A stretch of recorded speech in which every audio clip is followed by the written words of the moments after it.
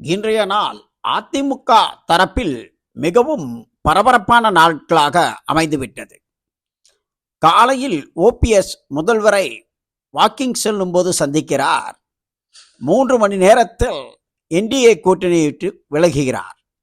திடீரென்று தேமுதிகவின் தலைவர் பிரேமலதா முதல்வரை சந்திக்கிறார், இல்லத்தில் சந்திக்கிறார், கூட்டணியை பற்றி பேசியதாக செய்தி.